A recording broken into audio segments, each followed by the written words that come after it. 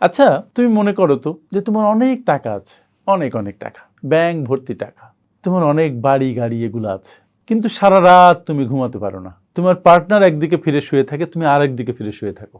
সন্তানেরা তুমি গেলেই তোমার সামনে থেকে অদৃশ্য হয়ে যায়, তাদের রুমে ঢুকে যায়। তোমার আত্মীয় স্বজন তোমার কথা শুনতেই পারে না। তুমি প্রতি রাতে ঘুমের পিল খেয়ে ঘুমিয়ে পড়ো। তুমি টাকা দিয়ে আড্ডা কেনো, তুমি এমন সব অনৈতিক আনন্দে নিজেকে সম্পৃক্ত করো যেটা তোমাকে ক্ষণিক প্লেজার দিলেও প্রশান্তি দেয় না। এই যদি তোমার জীবন হয়, তাহলে কি তোমার মনে হয় না যে টাকা কম থাকলেও চলতো যদি মানুষের সাথে সম্পর্ক ভালো হতো, মানুষ তোমাকে রেসপেক্ট করতো, তুমি যদি সবার কাছে আকাঙ্ক্ষার পাত্র হতে? আসলে জীবন বড় কঠিন।